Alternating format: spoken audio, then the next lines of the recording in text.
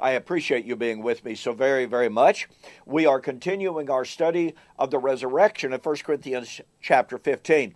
We've been demonstrating that the resurrection of 1 Corinthians 15 would be in fulfillment of God's Old Covenant promises made to Old Covenant Israel. Now, it's very, very important for you to be sure that you watch the previous video, because in that video I shared with you that the resurrection promise of 1 Corinthians 15 did not belong exclusively to Israel.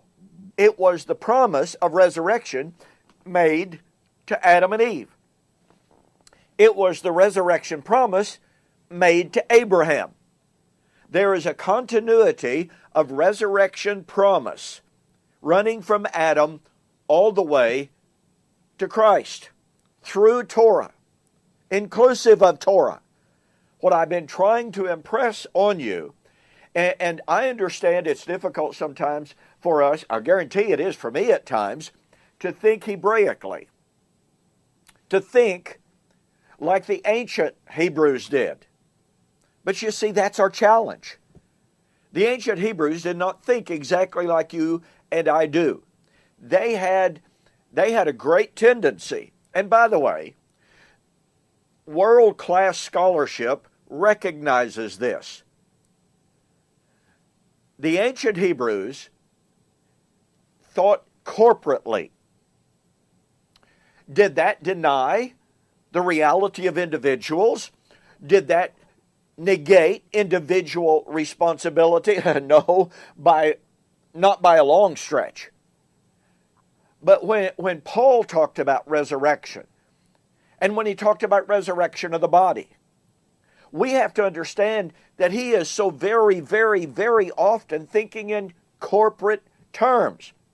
Now, let me illustrate this concept of corporate thought, corporate identity that lies behind the prophecies that Paul is drawing from.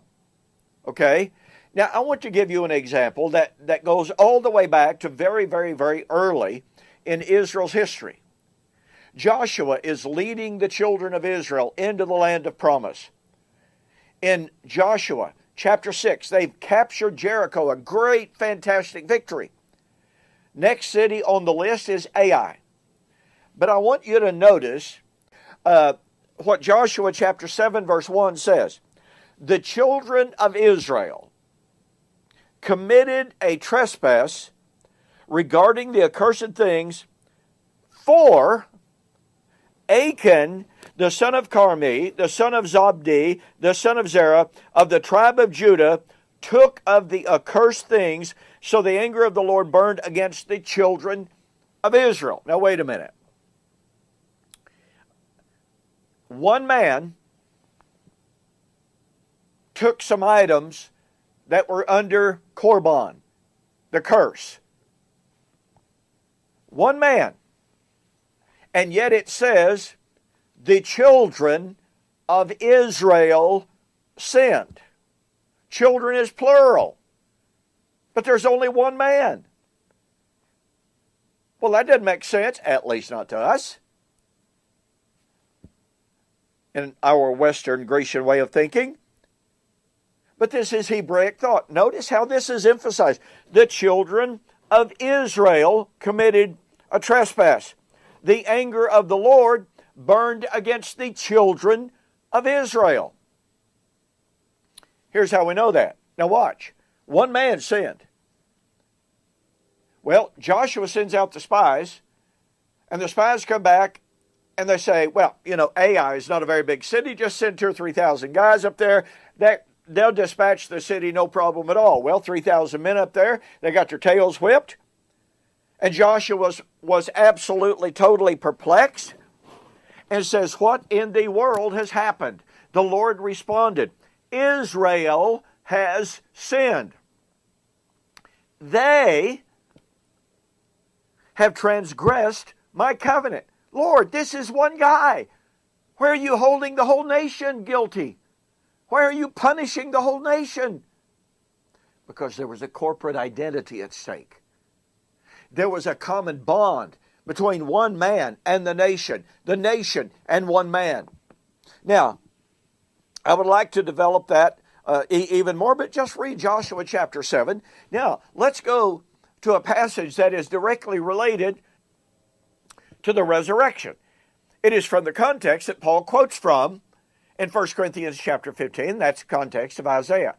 In Isaiah chapter 24, the Lord describes the destruction that was coming.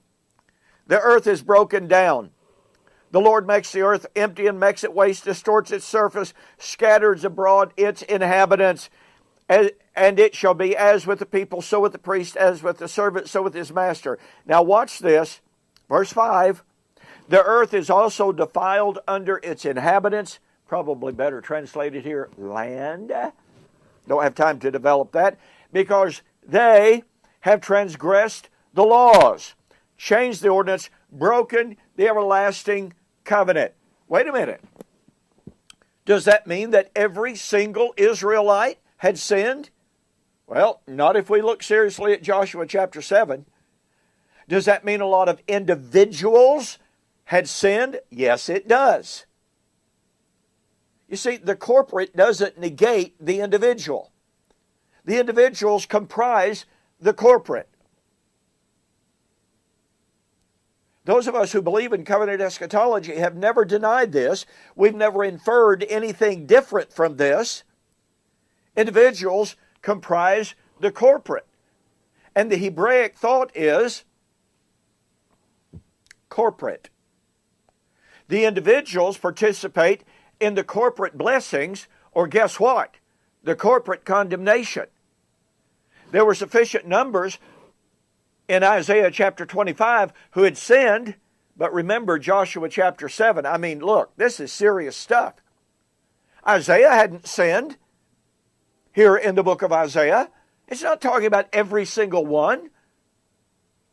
But here they have transgressed the covenant, and death and the curse passed on everyone because of that corporate identity, that corporate bond. And yet God promised to do what? I will destroy on this mountain the veil that is there. I will destroy death. That's 1 Corinthians 15. So here we have, they have transgressed the covenant. Corporate guilt. Corporate bond. I will destroy death. That is a promise to the corporate body. Hosea chapter 13. That other passage that Paul quotes in 1 Corinthians 15, 55 and 56 for the resurrection. When Ephraim humbled himself, he was exalted. Was that Ephraim a single person? No. Hosea was considering the nation under the singular name, corporate identity. But when Israel sinned, he died. Was he talking about Jacob there? No, he wasn't. He wasn't talking about a single individual. He was talking about the corporate body. That corporate body died as a result of the manifold sins of individual after individual after individual. But it's still Israel, the corporate body. Now look, I've made the following argument on many, many Facebook pages. This argument needs to be answered. The resurrection of 1 Corinthians chapter 15 would be in fulfillment of the resurrection promise in Hosea 13:14. The resurrection promise of Hosea chapter 13:14 is the resurrection of the corporate body of Israel, because it was the corporate body of Israel that sinned and that died. Hosea 13:1 and 2. Therefore, the resurrection of 1 Corinthians 15 would be of the corporate body. Now remember, Paul in 1 Corinthians 15 is also including all the way back to Adam, because God had concluded all, that's a corporate body, under sin. To solve the problem of death for Israel was to solve the problem of death for all who were in Adam. because death reigned from Adam to Moses and was subsumed under and incorporated, magnified by the law of Moses.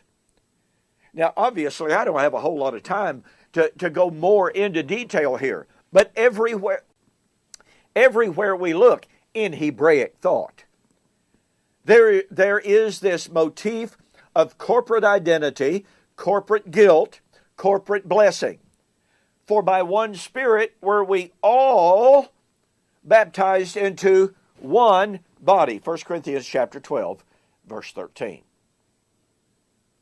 Just like Israel was baptized into Moses, all were being baptized into Christ. Corporate. Individuals being baptized, comprising the corporate baptized into Christ. You see, folks, if we ignore the prophetic background, if we ignore the Hebraic thought, we will completely distort 1 Corinthians chapter 15. Well, in our next video, we're going to drive the point home that the resurrection of 1 Corinthians chapter 15 would be at the end of Old Covenant Israel's covenant history. Not at the end of time, not at the end of the Christian age. We will see you on the flip side.